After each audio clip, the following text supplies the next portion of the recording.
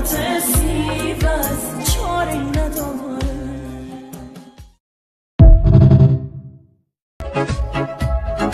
Ben neler arzu ettim, karşıma çıktı neler, bəs hardan bileydim, qismətimdir gəncələr biz belə deyirdik, axı bizə nələr